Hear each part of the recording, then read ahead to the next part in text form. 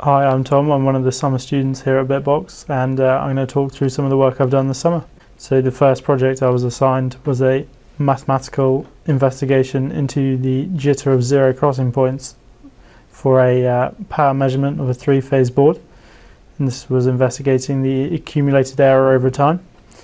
That involved writing a report and a program in C to simulate it. The next project after that was to write a Gerber renderer. The aim of this was to render two Gerber files and then show the difference between them using an XOR function. You see here on the screen the dark green is the changes in the second file and the light green is the changes in the first file. This is useful for when you make two revisions of a PCB and want to find quickly the changes between them. The second purpose of this software is to produce production documents so that the team can check all the layout of the boards and where the parts are going and they're fitting the right parts. So all these images are rendered from the basic Gerber file, and they're rendered in a program I wrote in C, and they're all saved as bitmaps and then processed into a PDF file. The third project I worked on, quite similar to this, was a program to be used by production in order to locate the components within a board. What you can see here highlighted in red is the component that's found. So that can be done for any component on the top side of this board in particular. So this will be useful in production just to speed things up when manually checking or placing components on the board.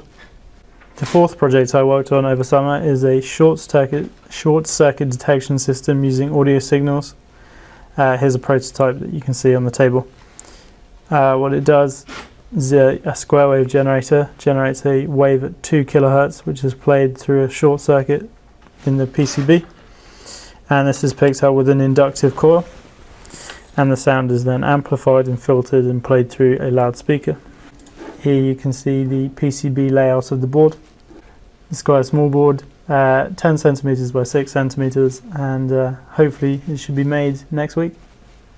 So here's the second prototype here, and we're using an inductive pickup playing that should be picking up a 2 kHz sine wave through this board using this square wave generator.